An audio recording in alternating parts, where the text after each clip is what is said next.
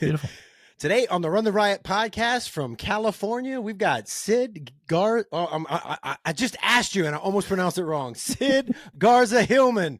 Welcome to the show, man. Thanks. Good to be here, David. Thanks for having me. Oh, man. What a terrible introduction. Oh. It's all right. It'll be all right. So what's going on out there in California, man? How's the weather? Little drizzly on the way home, but pretty great. I'm still California, so even when it rains, it'll break out into sun now and then. So it's been pretty nice. About 50, low 50s today. Oh man.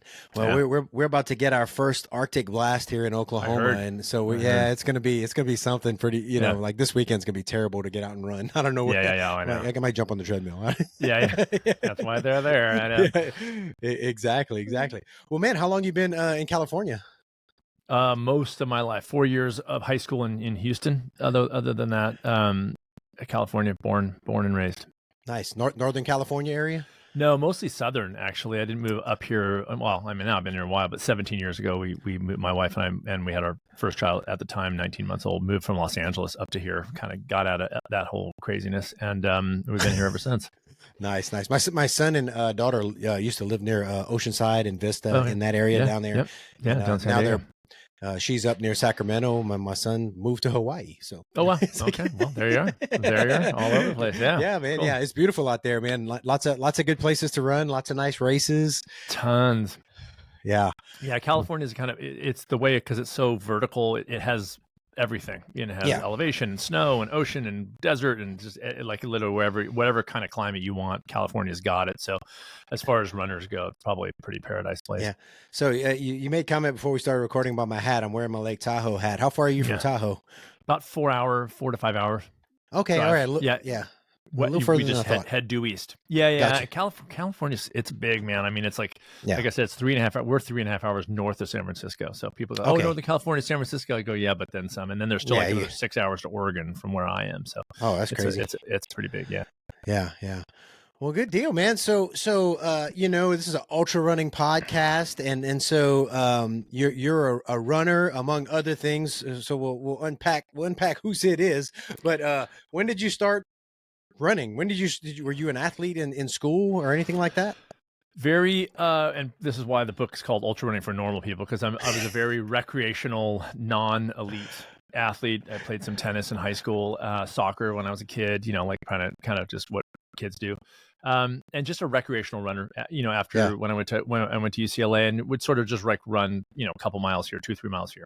I scattered in some 10Ks, didn't really dig them, you know, did a half marathon. I was 38, didn't love it. And then at 45, I was, you know, I'd become a nutritionist at that point. My bachelor's degree is in philosophy. So it was, you know, I was playing indie rock music and making my living as an actor. So I had no designs on anything that I do now. But anyway, nice. life changes in a cool way. And so, but I was an asthmatic. So when I would run, I'd have the asthma. So anyways, I started researching nutrition. I later got rid of my asthma, which is cool. And later went back and became a certified nutritionist. And then feeling pretty good, I decided to run a marathon. So at 45, I ran 2 marathons that year, rode, and did fine. I didn't like it. And around that time, I got an article about, you know, trail running. Actually, it was by Chris McDougall, who then went on to write Born to Run. I'm reading Born to Run, and I'm going trail. You know, I never thought of it. I always thought you hike on trails, right? So then I found out people were running on them, and so I just, as a test, I went on a trail run, and it was like the light bulb. I was like, this is my place, and I loved it. And so I signed up for a 50 miler and just rolled the dice and was like, let's see what happens, you know. And it was a pretty good experience, the training of it and doing it. And ever since, and then I launched my own race that I've directed ever since, and a 50K trail run, and it's been a crazy turn of events. Nice. Well, how old are you now? 55, just turned. Okay. All right. So I'm 49, so I'll be 50 this year and stuff. And so I love that trail running, something that we can do. We can just keep doing, you know. I direct that. I told you I direct the race, right? Yeah. Over every year, at least 4 over 70s finish my race. I love it. And always at least 10 over 60s, if not, 10 to 15. So that it is part, again, that inspiration. The runners who've done it'll be in its 7th year in this coming April. The runners who run my race every year, and they change, but there's some returners, but they were a big inspiration for this book because my race is not a marquee. This is not a qualifier. It's on purpose. It's sort of a, its own little cap. It sells out every year. I cap it at 150. Like I want to keep it nice and tight and really familial and formal. Yeah. I mean, informal and fun. And the range of people who run my race is astonishing. I mean, just in terms of like people from all walks of life, from 17 to 75. Wow. And I started seeing these form and run every year. And I thought, this is a very cool, and I'm sure that marathons are like that too, but this is a 33-mile trail run with over 5,000 feet of elevation. This is, I mean, it's not the hardest run, but it ain't the easiest either. Yeah. And seeing these people come across and they're not destroyed. I have this part of the race where it's a short part, but it's pretty steep down a kind of a, I don't want to say cliff, but that sounds more dramatic. Anyways, but I put a rope down. I put a rope on it. Yeah. That way, when people come down, they could just feel safe that way. Yeah. And so it's at about mile 27, 28. So you're kind of getting close, but you're fatigued. And they come down this yeah. And they come down this thing and they use the rope. And this woman comes, this is 2 years ago. 2 years ago, she comes across the finish line. She's 74. And can you swear on this podcast, or you try not to? I try not to, but okay. If you're quoting her, it's all good. Anyway. She comes across the finish line, totally fine, and she goes, "Man, I hated that rope. I am too old for this S word." Yeah. And she goes tromping off, and I go, "Clearly, you're not too old because you just finished a 33-mile trip, right?" It was unbelievable. Yeah. So that's when I realized like this is a sport like no other, and it was very, very cool, very inspiring. So anyway, they were part of the reason I wrote the book. I love it, man. What's the name of your race? The Mendocino Coast 50K. Mendocino Coast 50K. How cool. And man, so, a lot of us, like we started running, the road because that's what that's what you're familiar with. That's right. And I did a lot of marathons and all that stuff before I discovered the trails, and I ran a half marathon on the trails. And like you, I was like, this is fantastic. This is so different. And even the races have their own feel to it. Now, granted, there's a lot of older people who run the half marathons, mm-hmm. and all that and stuff too. But the community it's just a different community. Do you find that there in California with your races too, compared to road races? I do. And look, there's some big, I've run a few of them, big ultras. Yeah. And trails too. But there, I swear, David, like you nailed it. Like it's a different feel. And it's not as, I did a Spartan race one time. You know what those are? Yeah. OCR stuff. Yeah. One time. And I was like, nah, obstacle race kind of stuff. And I was like, it was like too raw for me. And it wasn't as cerebral. Trail running is, even the biggest races I've done where there's hundreds and hundreds, like maybe approaching 1,000, the Way Too Cool 50K. Yeah. Many parts of that race, I was by myself. Yeah. And you're into your head, and it's like this quiet thing and you're on a trail and all you can hear is your breath and your footsteps. And that's a pretty incredible experience that I want more people to access. And the reason I wrote the book is because I think most people like me think they could never do something like that. And I'm a living proof, first of all, that you can. And second of all, I've seen too many other people that people would go, they could never do it, and they do it. And so it's a thing people can do. Well, I love, and we're definitely going to get into the book in a little bit, but I love, so my dad, he's in his 70s, and so I'm out there doing these races and stuff, and my dad's like, oh, that's good, maybe if I was younger, and I'm like, Dad, there are people just like you. And my dad loves to hike. He's in good shape. I said, cool. But there are people like you who are out there finishing 50Ks, 50 milers, and even 100 milers. And he's like, oh well, I don't, like you just have to want it. You have to want to do it and be a part of it. And I love that though, but that there can be speed demons, people racing, and I'm getting to where I can't race as much anymore for some races, but I'm out there, I just doing the thing. And if we end up in no man's land for hours at a time, that's fine. That's part of it. That's good. It is. And, and I stopped years ago, stopped running with a watch. Oh, you did? Yeah, okay. Yeah. The book is really, and the way that I've experienced trail running is that I had, and it was a struggle, but I really have over the years let go of all the things that I felt like I needed to do, data gathering, uploading to Strava. Like I just deleted my, I deleted my Strava account in 2018 along with all social media. I was like, can I just, this is a question I asked myself. I was like, can I just be on trails and not not be, looking at data, but like, can I just exist in the present? And it was a hard thing to do. And when I trained for my first ultra, I on purpose, just as an experiment, decided I was going to try to train for it without headphones, without podcasts or music or anything. And it's like I just wanted some moments to myself kind of thing. Yeah. And I was like, this is it. I got this. I can get up early. I get home. My kids and my wife were just waking up. So it was cool. I didn't have to like sacrifice family time. Yep. And I was like, can I go out with nothing being shoved in my head for an hour? And I got the first few runs were, I would say, more than a few hard, right? Because just the time slows down, and it's like, but then all of a sudden you kind of settle into this amazing, quiet, solitude place. And I've experienced that during ultra run races. Well, you know what's weird is during races and during training and stuff, I'm usually listening to stuff. I listen to a lot of books and things like that when I'm training. But for most of my races now, I'll have my headphones. But for the races, I won't. By and large, I won't listen to anything. And I do run some training without anything. But during the races, like I've run 100 miles with nothing. I just did the Tahoe. Amazing. I mean, I just did a Moab 240. I've listened to maybe 3 hours out of 99 and a half, of something. And so like, I get it. Like I totally get it. And I don't know, maybe a challenge to people that are listening to don't be afraid to unplug. That's the thing. And like, even if you wear a watch to track it, like don't, like I put my stuff on Strava, but I don't look at it a whole lot. It's there. Yeah. Like to make sure I get my mind.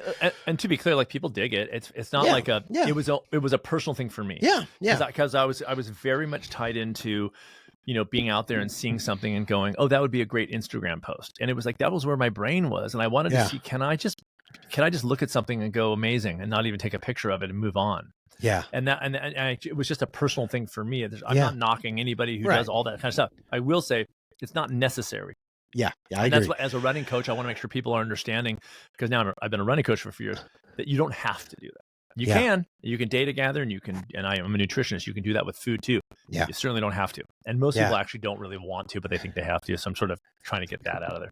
No, that's fantastic. So let's just kind of, maybe not focus so much on the running for a second, but just take a step and look at, social media. You said real quick a while ago, you deleted all your social media and things like that.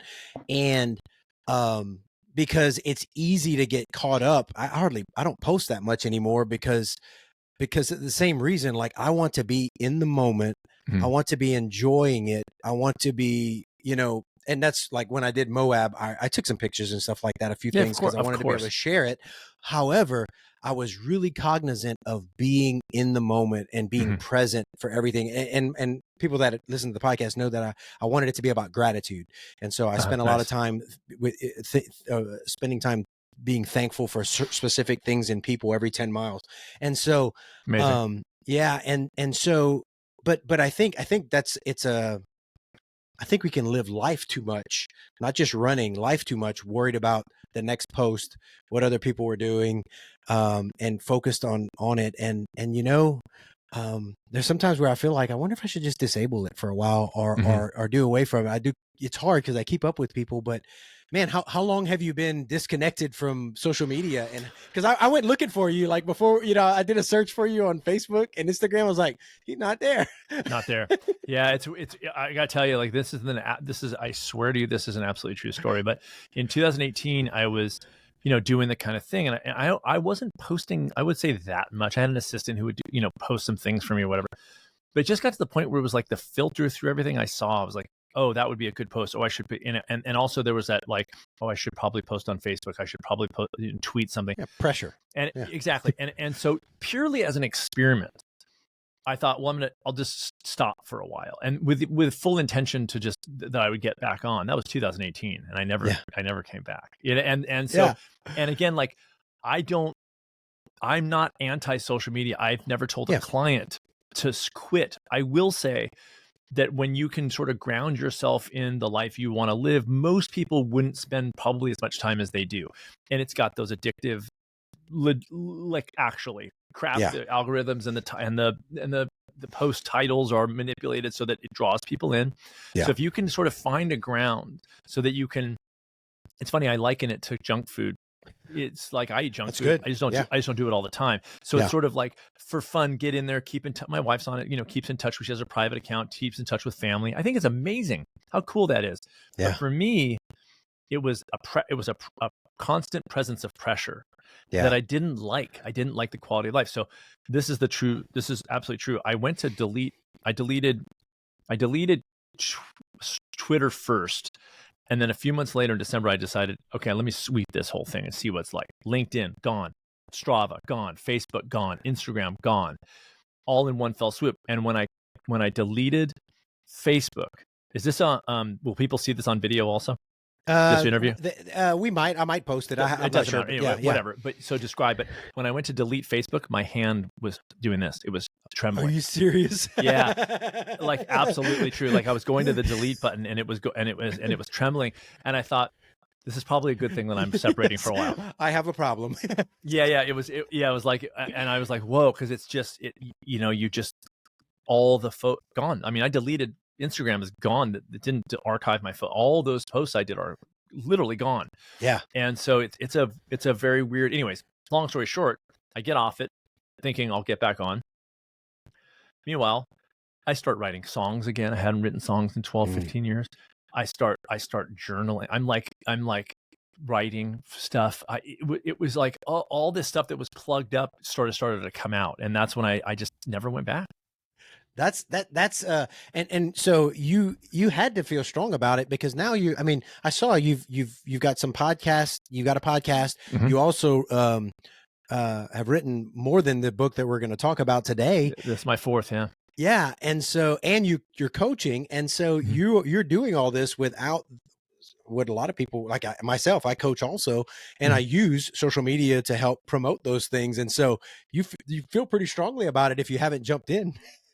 I do feel strongly. And I will tell you, as I said in my third book, 6 Truths, my life got a lot better without social media, but my career definitely took a hit. And that's the truth. Yeah. So it was a decision I had to make. Now I run a wellness center at a resort called the Stanford Inn. And so I have that kind of base there and I work on coaching. So I'm not scrambling for clients a lot. And I certainly want more clients, but I'm kind of in an okay place. It allows me the base to like write my books. And by the way, I do YouTube. But what's interesting about YouTube is people consider that social media. But a few years ago, I put up every video I put up, I just disable the comments right away.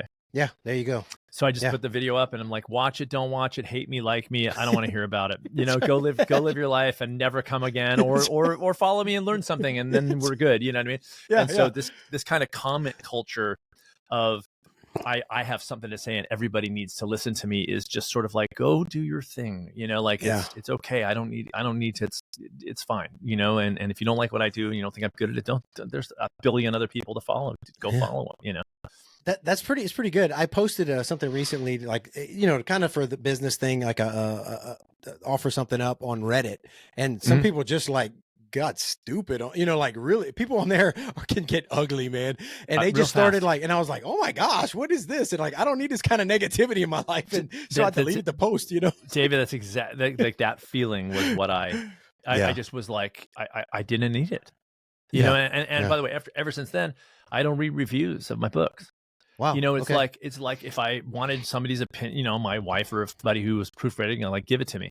Yeah. But some random person, and it's not to devalue who they are. It doesn't serve me. It's one person. It doesn't serve me any purpose, whether they like it or don't like it. Yeah. I want them to either get something from the book and dig it and tell a friend that's amazing. Or if they don't like it, then hate it and never, return the book. It's fine. But I really needed to separate myself from that sort of need for that. Mm-hmm. And it ain't easy to do that. Well, yeah, and I was going to say that the need for it, and I just it's it's kind of the beginning of the year, and people were trying to change themselves a little bit, and I think and this is not with ultra running, it has to do with that, but I like to get people thinking about things in their lives to be better, and look at how long you spend scrolling through social media on your phone, and how much you value a like, and how much you value those comments, and how much those negative ones affect you. And why are you posting this? Is it to make yourself, just question? It's good to question those things. And yes. And and a lot of it's a waste of time. And like you said, you started, okay, I got to ask you about this, because I do music also, but you said you started writing songs and journaling again. Number one, I believe in journaling. I think it's fantastic. I'll look back at things that I wrote years ago, and I had gotten out of it, and I was like, wow, that's good. I wrote that, it's like, yeah. But it's such a therapeutic thing, and it's so good. And man, so is that something you continue to do? The music and the journaling? The journaling specifically. We'll get to the music in a second. I do. And I got, and some of the stuff I've kept, but recently, and I've been advising. So my client work is called Small Steppers. It's not specifically running. It's a stress management, habit change thing. So when I want to talk about that too. Okay, cool. But I just wanted to make sure. So when I coach journaling, because I do advocate for it, I love it. But here's the exercise I do, and I do it myself. But I have clients, they write the journal and then they destroy it afterwards. Like destroy like every day, or like after a period of time? Every day. They do the journal entry and then they destroy it beyond recognition. Okay, I got to hear why, Sid, because this is kind of like, this is hurting my heart. It's my very favorite thing to do. Now, again, you don't, not all the time, maybe. Yeah. But when you have that little 0.7% thing of like, what if somebody reads this? I think that can affect, it can affect what you write, or you can sort of censor yourself, right? And so every now and then, or maybe once a week, make your journal entry that you're going to burn it or destroy it beyond reckoning, that literally 0 people can ever read it, ever. No chance. And what that does is I'm working with people who are trying to forge their real lives, how they really want to live, regardless of how they've been living, right? Like really identify who they are. And this is the stuff, and they write me and they go, this is the best thing ever, because it just comes out. Everything comes out. And things that they're like holding on to, and they don't want to write it because somebody could read it. And when you just come in with it, you're going to destroy it afterwards. That's really cool. Well, that's exactly what came to mind, because some of the things up here is like, I can't write that down, So dude, I mean, you just opened up this. It's my favorite exercise.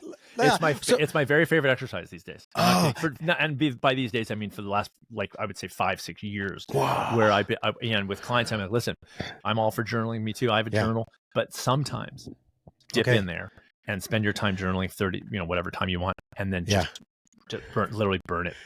So what I started doing, I have a lot of physical journals, but I started writing I use GoodNotes on an iPad. Oh yeah, yep, totally. And so I guess it would be write it out and just delete it. I do that exact thing on my phone. Sometimes if I'll do the notes and I delete, and then it says you have to go to recently deleted, and you got to delete it there too. That's right. And it's like, I don't even want it. I want it there. I saw it, good, and it's gone. And it's just it's a very cool exercise. Man, I think it's good. There's something symbolic about it, or even if you have to write it down physically and tear it up, about being done with, it's there. Correct. That would be therapeutic, especially when you're struggling with something and like, I need to get this on paper, and I'm going to just destroy it, get rid of it. And I think you can write down some pretty heinous things that are going on or whatever. Correct. And that symbol is huge of I don't need this to be a part of my life, or I can turn the page, because the page isn't there. It's not there. Yes, I know. It's gone. The page is gone. Yeah. And when you just let it out like that, it's you'll write stuff that is, it's like, it just comes out in a way that is, sometimes you can read stuff and go, oh my gosh, I didn't realize I was that wrapped up in this thing. And sometimes a lot of truths can kind of present. It's very cool. Dude, I like that. Thank you. I'm going to use that. Cool. That's fantastic. Yeah. So you said into music and songs, man. What do you play? What do you sing? What do you do? I do. So back in the day, I call it, in Los Angeles, I was I had a band called the Sid Hillman Quartet, and it was an indie rock, a little bit of Western feel. And we put out 4 LPs and 2 EPs and toured, we were college radio, kind of that whole thing. Anyways, what? And then I moved up here, and I just finished another album for the first time in, I'm not kidding, 15 years. I recorded it in Los Angeles as being mastered. It's a solo record, Sid Hillman, solo record. So back and by the way, the songs that I recorded, started writing those in 2019 up Yeah. until 2022 when I went into the studio and began the process of recording it. And that was post social media, getting done with social media. All of a sudden I was like in my studio with my guitar and just started playing, and songs were coming out. And so I just emailed my drummer down there. The guitar player and bass player had no interest at all, but my drummer was like, these are cool. And so he co-produced the record with me and played drums on it and percussion. And we had, had other people play different instruments. Fantastic. What style is it? It's kind of the same. Yeah, it's not as westerny as the Sid Garza-Hillman quartet was. That definitely had its own kind of pedal steel kind of thing going on.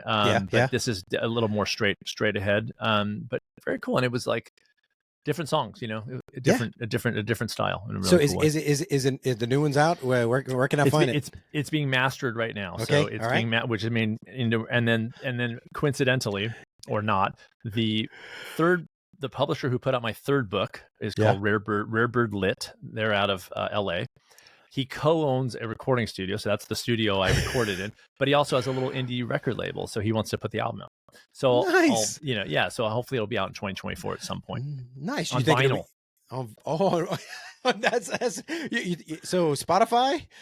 Well, it'll digital also, but Apple. But in hard copy, it'll be actually on vinyl, which is I'm really excited about because it was recorded digitally, but then mixed down to tape, and I'm kind of old school that way, so it has a real nice thick sound. Nice. You'll have to like let me know how to be notified when it's on, and the listeners too. Like how we go to my face. Hey, go to my Facebook page. Anyway, I was like, no. Yeah, I know.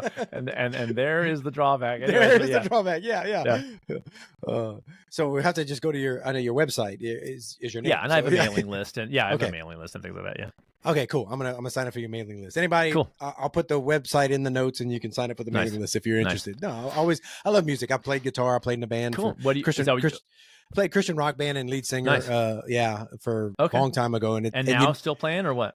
No, I need to pick up my guitar, and that's something I have been dealing with, and I've been really busy, but it's been on my brain, dude. And when you said that, I'm like, So let me tell you how because I got pretty burnt in music in LA, and when I moved up here, my guitar was in its case for a few years. I mean, I was so just like and I'm a small stepper. So what I coach people is to make their whatever they want to add in, make the step to do that small enough that almost you can't not do it, just to get going on it.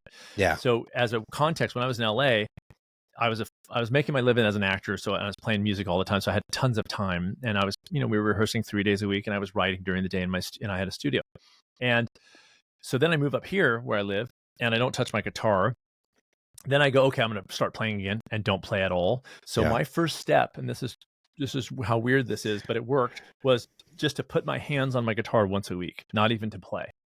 Oh. And that's how I got it back. So I put it on its stand. I'm looking at it right now. It's a 1993 Gibson Les Paul Special. Nice. And I put it on its stand, and I just held it once a week, and that's how I began reintroducing music.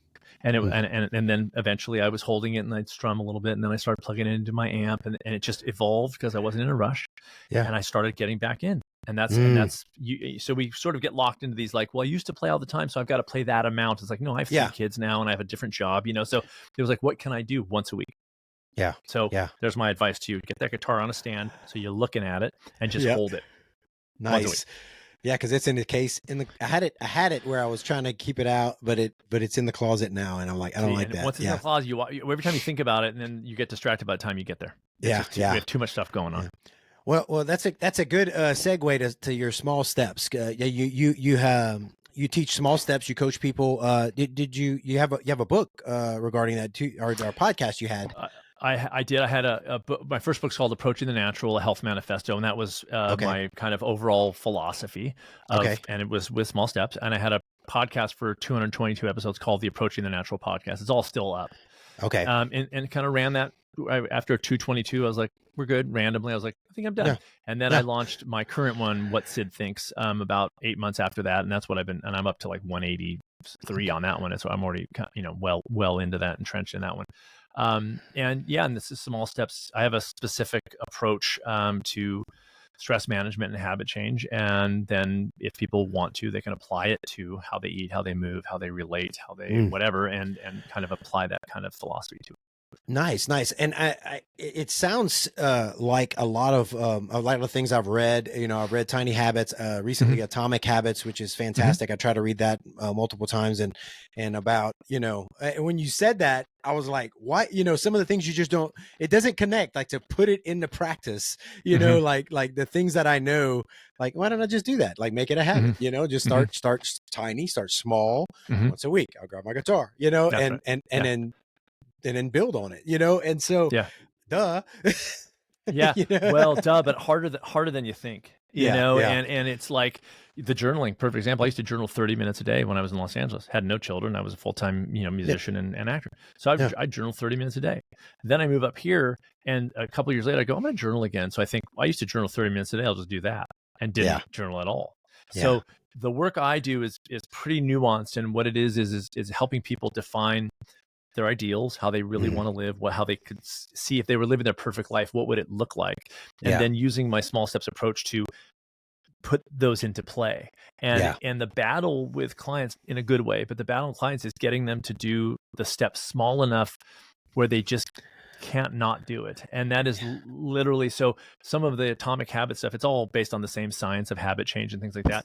But I'm working with people individually to determine what their small step is. So for some people, it's quite big comparatively, and for some people, it's quite small. Nice. So it just depends on what they perceive as a small step and what they can do with very minimal stress attached. But even that, like, one of the steps I have clients do is they text me first thing in the morning. They just text me like up or a morning, just to kind of, are they aware in the morning? And I'd say about 30% or more of my clients can't get that done, and that's literally up. And it's because they wake up and they've got their routines and they've got the news and they've got, I'm stressed about job, and they can't take 2 seconds. And so the battle is setting an alarm on your phone, putting a note on your toothbrush. This is not a joke. I've had clients do this because they are so entrenched, and myself so entrenched in our routines, that even holding your guitar once a week, if you don't hang up from this podcast and get your guitar out of the case, there's a 99% chance you will not do that step. And so, you know, it's how to get that done. And that's the challenge of forging anything kind of new in your life. You know, that's funny, because one of the things, like with those habits can be really good, but if you get so entrenched in the habits that you aren't present enough to change or to modify or to steer toward the important things, like who you want to be and the steps to get there. And even so, I mean, we're talking a lot of things but this has to do with ultra running training. It absolutely does. If you want to run 50 miles, well, then how do I do that? Well, I've got to start building into my life some disciplines and some things, because I've got to train for it. I don't just do that tomorrow, you know? And so, and how are you sleeping? How are you eating? How is your overall stress levels? You know, and again, it's like, it is the same thing, David. It's the same I call it the ethic of self-care. That's what I call it. The ethic of self-care. Is it what is driving your background? And again, I don't train elite athletes. It's just not my thing. And so this is for people who are trying to live a good life and maybe do an ultra run in this context of a job and a full family life and other sports maybe. And so how do you get that done? And that's a presence and an engagement and an awareness, just as you said. Yeah. Nice. Yeah. Building in, you know, and I like to say, you know, when I sign up for a race, I'm committing to get to the start line, but I'm also making a commitment to do the preparation. I'm making a commitment. And then so sometimes for some people that's really easy, you know, if you can be disciplined and all, but for some people it's hard. And, you know, and as a coach, and you might see the same thing. Okay. Like, you have trouble getting people to just text you up, and I use Training Peaks, and I see when they do their run, everything turns green. I love when I see a green week, you know, it's fantastic. And then some of them, it's like red, yellow, there's a green, you know, and it's like try to help find what motivates them, and to try to help them take those steps in the context sometime of a busy life. And sometimes we need to change what we're expecting, because wife, kids, job, other, you know, really important things, and maintain balance. And so it's hard, even in the context of coaching people for a marathon. You're trying to coach them to be disciplined and better, and you know, do those things. So it's hard. Yeah, there's hard. It's like, I always go, one of the truths in Six Truths is there's no substitute for hard work, and there never will be. Right. And so we have, I learned this the hard way, but when I did a proposal for my first book ever, and I found a publisher who was like, yeah, we'll put that out. That sounds good. And he's like, when can you get it done? And having never written a book, I sort of had this false bravado. I was like, just give me a date, I'll get it done. And it had this like romantic idea of, I'm writing a book, how great. Well, once the boot's on the ground, man, it's a whole nother world. And that goes for training for a marathon too. It's like, oh, I want to train and do a marathon. Okay, that's amazing. And we get all excited about it. But when you actually have to sort of get up at 5 a.m. or put those hours in and the miles in, and you've got the pressure and self-imposed sometimes, or other, you're worried about whatever. It's a thing, as you know. Yeah. I mean, you're a way better athlete than I. You just did a 240 mile. But it's the same kind of mindset, right? Right. Yeah. You have to, and that's what people are like, oh, I could never do that. I was like, you could, you just have to want to, and then correct. You've got to do the things to get there, and make the adjustments. You can't hack run. I love running and ultra running, especially because it's not all the talk of micromanaging everything.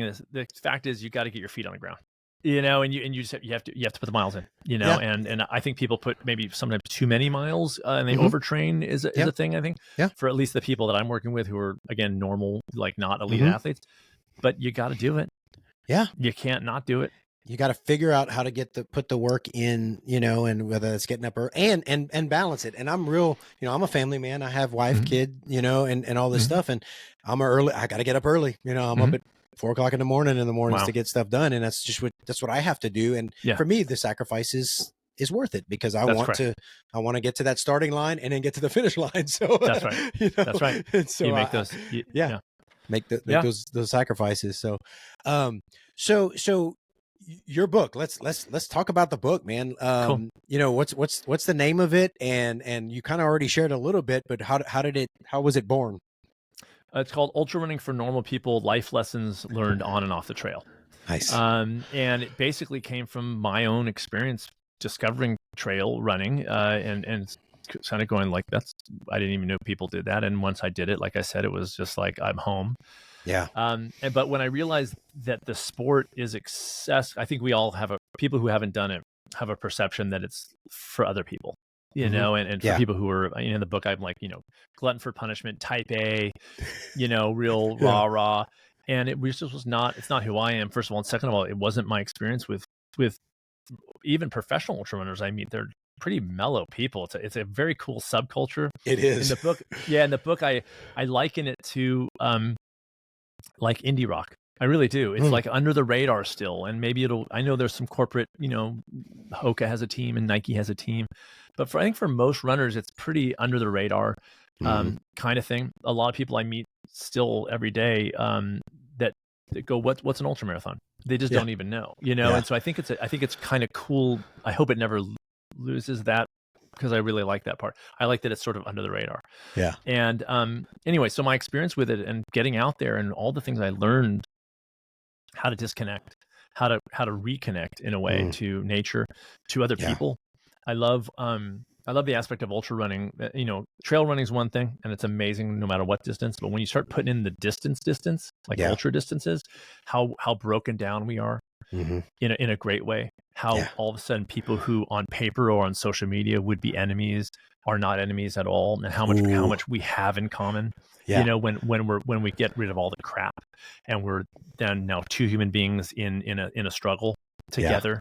There's some very profound things that occur in that way, and it doesn't occur in modern world. It's not. We don't have to test. One of the chapters in the book is test your mettle, and because we don't have to do that. We barely even have to move if we don't want to. We can get pizza delivered through the door. We don't even have to barely lift our arms up to do it.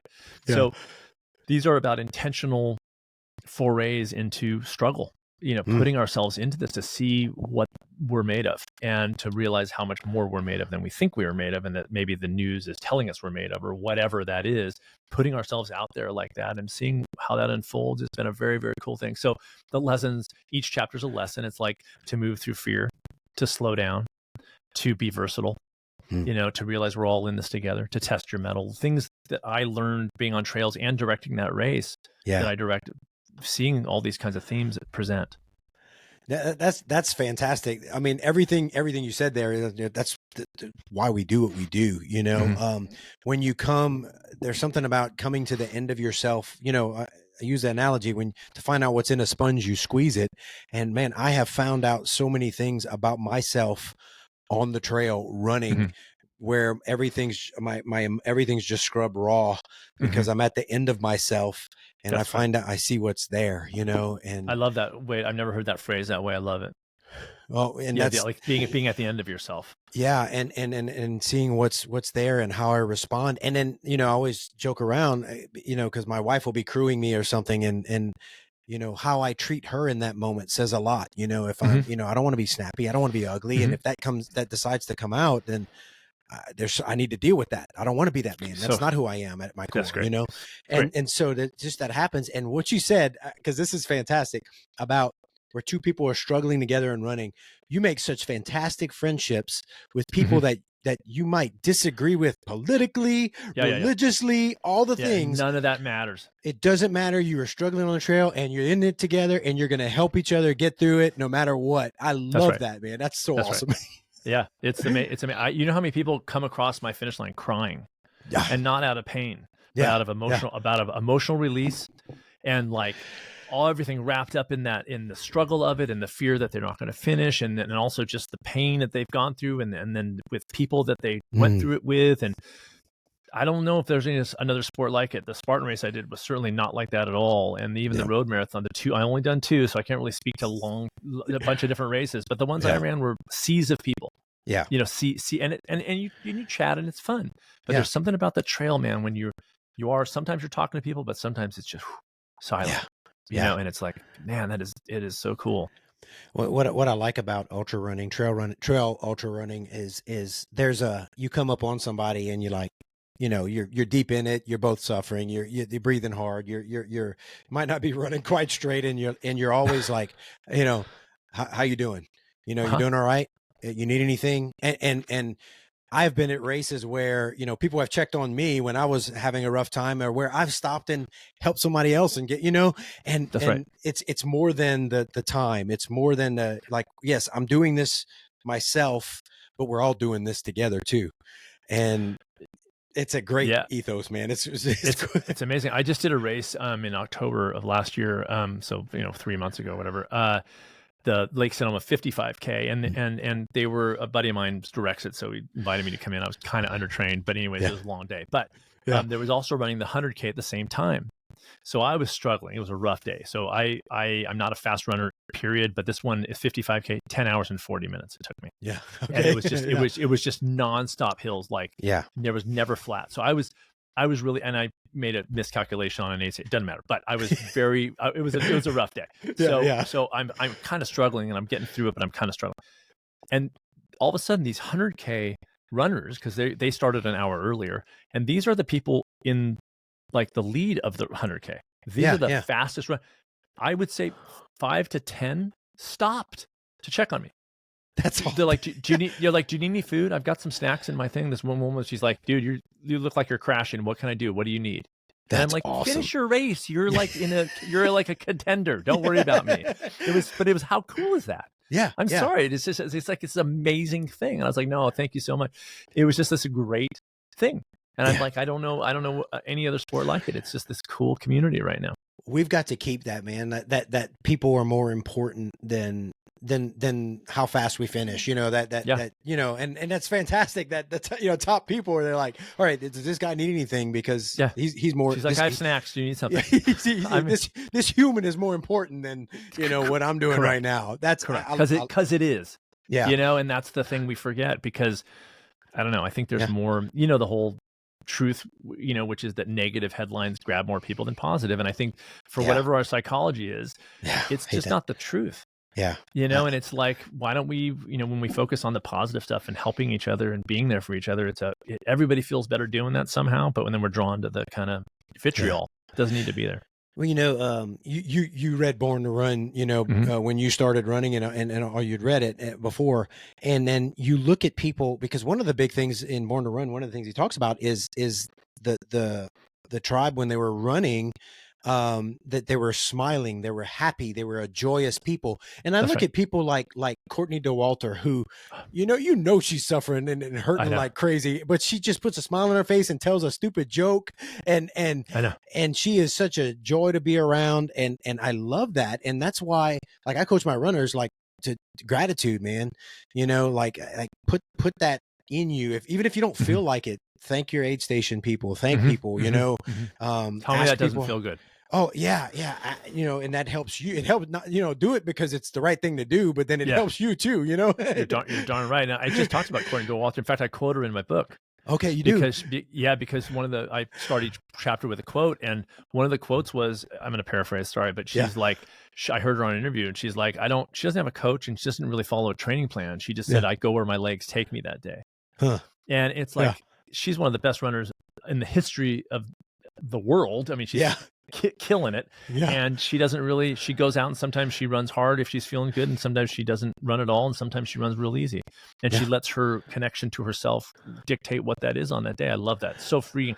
I never was like that. I was like, this is the training plan and I must follow it, how liberating, how much in control she can be like that. I love that so much. So I'm a little more disciplined. Like I'm about the training plan, but the older I get and the more like where I am now is I'm starting to get more fluid with it, and allowing myself to run extra or to back off. And, I don't know if I'm ready to run naked without a watch, but there are thoughts there, we'll see. Yeah. I mean, it by the way, it took me a while to get there, but once I did, I was like, oh, and now I had to get my head on straight about, this is sort of like the ideals. I had to get my head on straight of like, do I care? Do I, Sid, like the real me, do I really care what time I finish it in? And it's really hard, as you know, in old trail ultras, you can't really compare one race to another in terms of time because the races are so diversified. Yeah. You can't even compare my race to itself because my course changes a little bit each year. Well, and the weather could be different from year to year too. And correct. Right. Yeah. So letting go. And so for me, it was like, I just want to finish strong, finish well and recover well and have an overall good experience. Those are my markers. I don't look at the last run I did and whether it took me 10 hours and 40 minutes. I didn't realize how long I was out until I had a mile left when my buddy, who is a girl, but her name is also Sid. She's my training partner. Okay, nice. She was volunteering for the race and they were worried about me. So she came in the course a mile to find me with her dog. And I was like, what are you doing here? She's like, we were wondering where you were. And I was like, how long have I been out here? And I pulled my phone out and I was like, oh my gosh, I've been out here 10 hours and 40 minutes. And that's the only way I knew. Yeah. Because I was just kind of in this like struggle place and really like gratitude. I was like, appreciating my family and all the things that really matter. And I was just kind of in that space and also feeling and kind of at some points like laughing about how hard it was because it was like ridiculously hard. And you can see I did a book trailer video for this book. And I cut in me crossing the finish line. Yeah. And I go to the guy who's the director, who's my buddy, and I kind of grab his hands and you can see he's looking at me like, oh dude, you had it so hard, because he knew I just had this like the roughest day. Yeah. And it was really cool. But yeah, it was I didn't know how long I was out until a mile left. And it's funny, you said you were being grateful. You pulled in some gratitude to help you get through it and just forget, and keep moving. No, that's fantastic, man. I guess it depends on your goals too. Like if you have, very, like elite athletes, a lot of people just, if you want specific goals, you can do specific things to get better and you can be disciplined and all, but if you want to let those things go, you can, and like you said, being honest with what you're okay with, being honest with what you want. And if you want to like, so just Moab 240, a few years ago, COVID year, I DNF'd and I ran like, David Goggins was running it. And so I ran a little bit with him and like, he's like, and like, I was in very good shape and I was like, #beat Goggins, that's where I was, man. And I was in great shape, but my stomach went south. I started projectile vomiting, everything. It was bad. It was terrible. Yeah. And so I crashed and burned. So when I went into this one, my mindset was, okay, I trained and I didn't train quite as hard as before, but my mindset was, I just want to get it done and be present and enjoy Amazing. being there and make, like I said, make it about gratitude. And man, it was so like, some of it was really hard. And I'd see my wife at the aid station after a hard climb, and I was like, that was hard.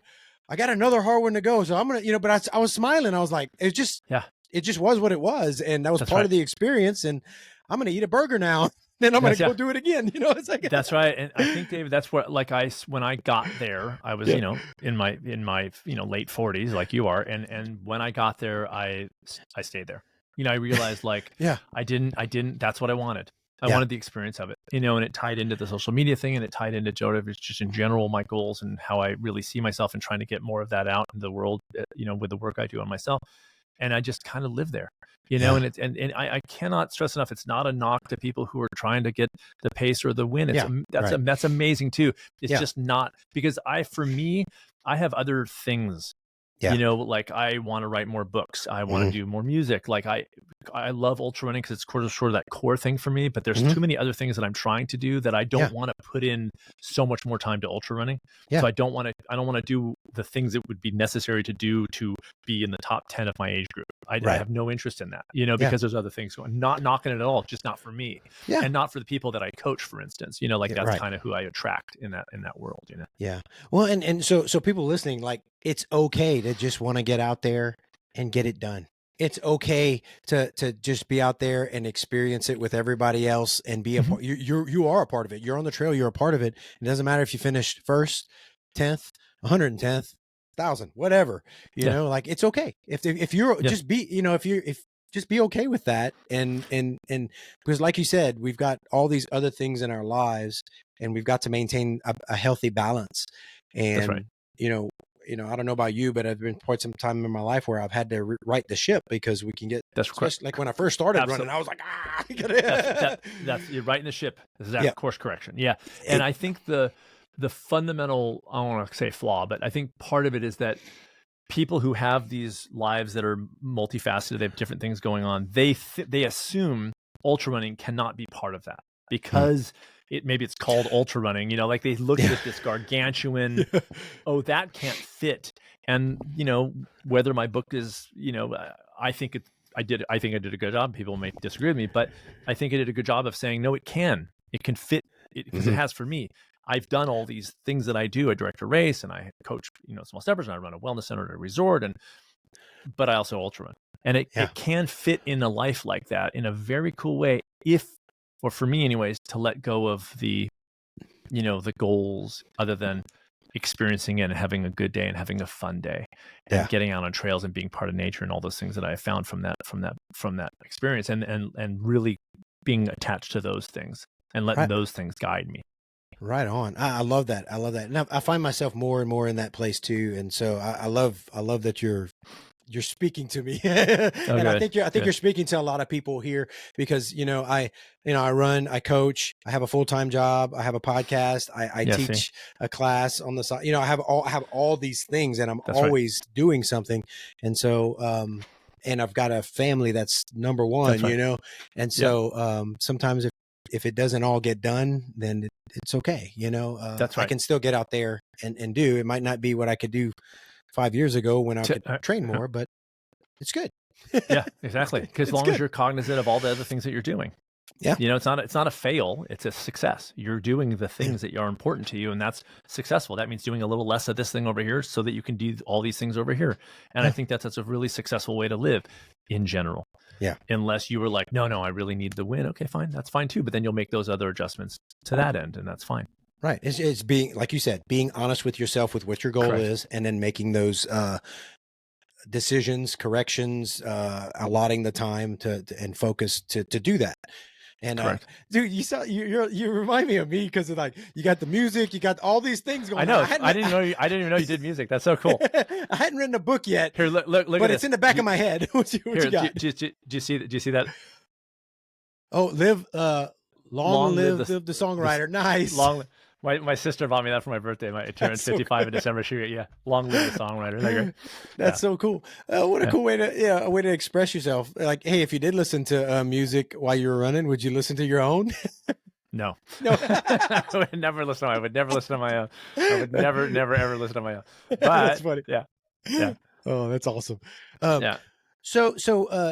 Well, back to the book, man. I like the reason you wrote it it's for normal people. Because like you said, the sport does tend to attract. I mean, it's an extreme sport. It does Mhm. tend to, some people who have been addicted to like drugs and other things Yeah. are now Yeah. addicted to running, and Correct. they are extreme with it, and it is. But I like that you're pulling it back, and because I tell that to people, like you could do this, and Mhm. so ultra running for normal people, like there are normal people on the trails, believe it, Oh you yeah, know, lots of them. and Lots of them. and you can be that, and so that's pretty awesome. When is it? I was able to peruse the PDF of it all. When does it officially come out? The February 6th is the actual release date, and the publisher will send you a hard copy. They think they're just getting them in, but Nice. yeah, and February 6th is 2024 for people who are whenever they're listening to this. That's when it comes out. I actually got a copy over the holidays, and I was like, this shit. And I actually got my copies before the publisher got there. Wow, I was like, I have a hard copy. They're like, hey, send us one. Yeah. Anyways, so it's really exciting to hold the book, Yeah. so much work, and the publisher did a phenomenal job working with me and the editors, and it was just really like a great process. And so it's been a very positive experience all the way through. Well, from what I was able to look through in the PDF, I like the way it's sectioned off, and it's very I want to say accessible, like to read, but profound. Like it's got good ideas, but it's like you read it, it's a good read from what the parts that I Cool. was able to dive into. Like I liked it, so I'm looking forward Nice. to sitting down and actually reading it. So I thank you. I appreciate that. Yeah, and so will it be available like Amazon or everywhere? It's distributed by Penguin Random House, so it's like Okay. it's stores and the whole deal. So, and internationally too. So you can, on my site, there's actually links to like Canada and Japan and wherever all around the world that's carrying the book. So if anybody's interested in not living in the U.S., they can get it. Cool. Yeah, I'll put your site in the show notes, and well, Sid, man, it's been awesome to get to know you, man, and you're awesome. This is really fun. Yeah, man. If ever I'm in California, visiting my daughter, might have to go for a run or something. You should. Yeah, you'll have to slow down for me, but yeah, if you ever come out this way, I'm not kidding. I'll take you on some gorgeous trails, and it's super fun to meet you in person. And actually, if you ever visit her, because she's in Sacramento, there are trails around there, Western States. That's all in that area. That was the first run I ever did, was Way Too Cool, which was out in that area, pretty close to Sacramento. Incredible trails. But here on the coast, it's got it's called a temperate rainforest. There's actually like redwoods and kind of dark forests that you're running through, and then you break out into the ocean, and it's pretty cool. So, oh man, how do you do anything else? I know. It's pretty amazing. Oh man. Well, Sid, man, good luck with the book. Looking forward to, like I said, reading it, and thanks for jumping on the podcast, man, and telling me a little bit about who you are, your race, and the book you wrote, brother. Back at you, and I can't thank you enough for having me on and talking. This is like a very profound kind of philosophical discussion. It was very unexpected, so you're awesome. Thank you so much for having me on. Oh, thank you, man. Loved it. All right.